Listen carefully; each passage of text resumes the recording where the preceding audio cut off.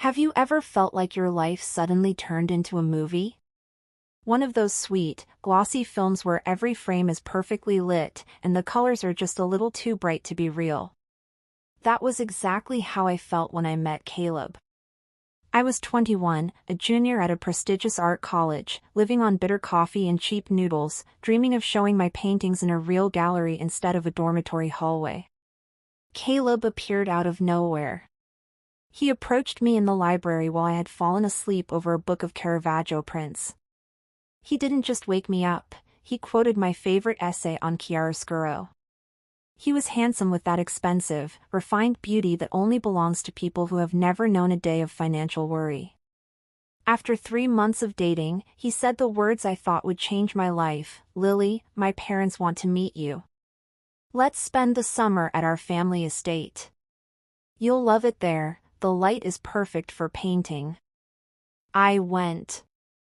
I thought it was the start of my fairy tale. I didn't know that behind every perfect smile Caleb gave me was a cold, mathematical calculation. I didn't know that behind every gift his parents offered was a price I couldn't pay. I didn't know I wasn't the first girl they'd driven down that long, winding road. And what haunts me most is that I was meant to be the last. The drive to the Whitaker estate felt like a journey into another century.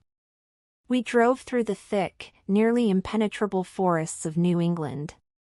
As we left civilization behind, the trees grew taller, and a heavy mist began to crawl across the asphalt. When we finally pulled through the massive cast-iron gates, I gasped. It wasn't just a house. It was a Victorian palace, surrounded by manicured, almost artificial gardens where not a single branch dared to grow out of place. They were waiting for us on the porch. Thomas and Evelyn Whitaker. Thomas was a tall man with silver hair and a commanding, heavy gaze. Evelyn was a fragile woman in a dress that looked like it had been pulled from a 1950s fashion museum. When she saw me, her face didn't just brighten, she froze. She pressed her hands to her chest, and I heard a strange sound, like a muffled sob. "Oh my God, Thomas, look at her," she whispered, her voice trembling.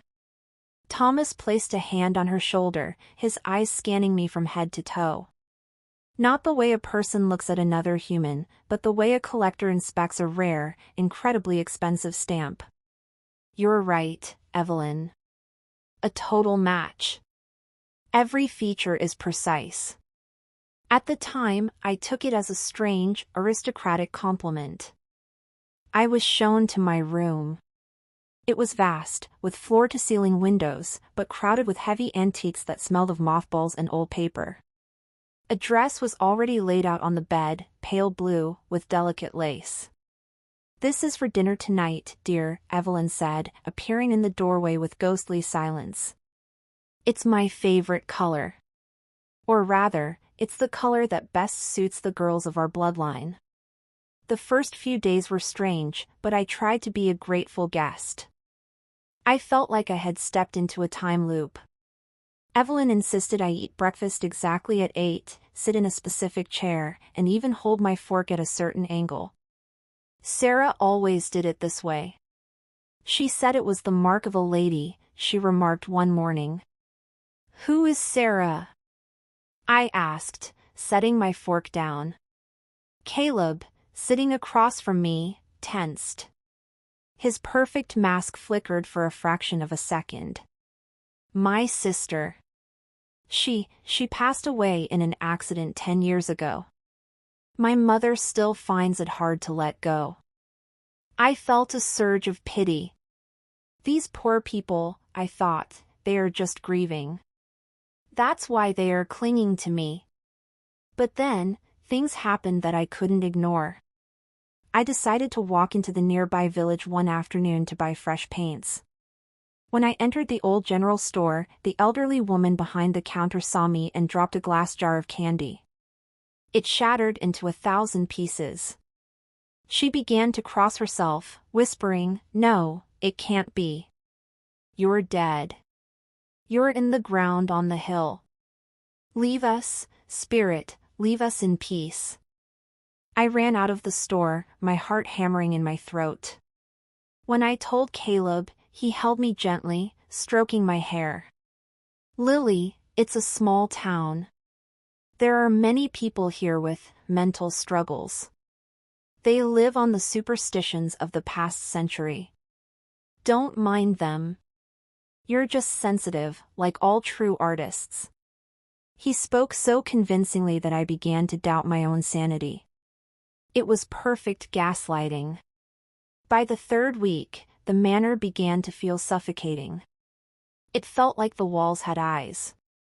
Caleb was becoming increasingly controlling. He began correcting my pronunciation, my gestures.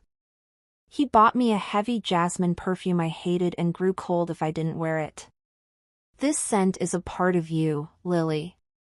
Or rather, it must become your essence. That night, I couldn't sleep because of a strange scratching sound behind the wall. I got up and approached the large wall mirror in my room. I noticed the corner of the heavy gold frame was slightly loose.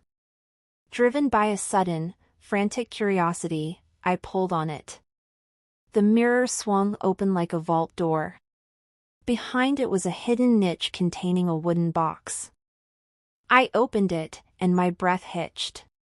Inside were dozens of photos of me. But not photos I had taken with Caleb. These were long lens shots taken from a distance. Me in the park. Me at college. Me buying coffee. The dates on the photos started a year before I ever met Caleb. They had been stalking me for months. But beneath my photos lay another. Very old. It was a girl. If I didn't know the photo was a decade old, I would have thought I was looking at my own reflection. It was Sarah Whitaker. She was wearing the exact same blue dress that was hanging in my closet. Around her neck was the same antique necklace Caleb had given me for our anniversary. On the back, in Evelyn's handwriting, it read, Project Number 4. Almost perfect. Needs slight correction in gait and laughter. She is our best chance yet. Project Number 4. I wasn't a girlfriend. I was a serial number. Horror paralyzed me, but my subconscious screamed, move. If I was project number 4, where were the first 3? I began searching the room. Under a massive wardrobe, I found a loose floorboard. I pried it up with a nail file. Hidden in the dust was a dusty notebook. It was the real Sarah's diary. I read, and every word was a blow to the chest. Sarah wasn't the perfect daughter. She hated her parents. She wrote about a re-education room in the basement. She wrote about how her father, Thomas, would make her stand perfectly still for hours while he painted her, and if she moved, he deprived her of food and light for 24 hours. The last entry was the most terrifying. They found a replacement for Mom's sister who disappeared. Now they are looking at me like I'm a broken object. I'm going to try to run tonight. If you are reading this, don't try to understand them. Just run. They aren't looking for love. They are looking for a perfect copy of what they destroyed. I understood everything. Evelyn and Thomas were the architects of their own world where people were just spare parts. Caleb was their hunter. He sought out girls who were genetically identical to his late sister to bring her back through total psychological erasure. I tried to escape that night, but the manor was a fortress. Every exit was locked with an electronic security system. The codes were only known to Caleb. Going somewhere, Sarah? Caleb's voice drifted from the shadows of the living room. He was sitting in a wingback chair, slowly swirling a glass of wine. In the moonlight, his face looked like a wax mask. My name is Lily. I screamed, backing toward the stairs. Not anymore, he stood up, and I saw a void in his eyes. It wasn't anger, it was total emptiness. Lily was just a draft. Sarah is the final version. We've already handled your documents. Your landlord has your move-out letter. To the world, Lily Miller no longer exists. There is only Sarah Whitaker, returned home after years of recovery abroad. He forced me into the dining room. Thomas and Evelyn were already seated. On the table, next to the silver cutlery, lay adoption and name change papers. They looked at me with such tender, sickening love that I felt like I was being buried alive. "Sit, Sarah," Thomas said softly. "The three before you, they were defective. They broke too easily. But you are strong. You will endure." I knew this was my last chance. I remembered Sarah's diary. She wrote that Thomas had one phobia: he was terrified of fire after his own mother died in a blaze in the old manor. It was his only weakness. I looked at the heavy gold candelabra in the center of the table. 6 large candles were burning bright.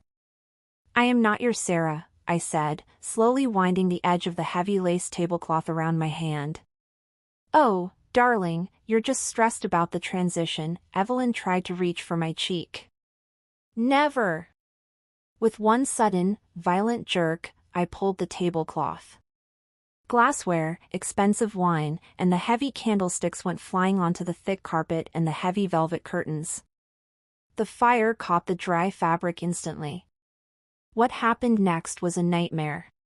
Thomas made a sound that wasn't human. It was the howl of a wounded animal. He collapsed to his knees, covering his face in a paralysis of fear. Caleb rushed to his father, forgetting about me for a split second. I ran to the kitchen. I knew there was a servant's entrance. I grabbed a heavy cast-iron pan and smashed the glass insert in the door. The shard sliced my hands, but I felt nothing. I jumped out into the night and ran through the woods until my lungs burned. I survived. The police arrived an hour later, but the Whitakers were gone. They had vanished into the woods before the first siren reached the hill.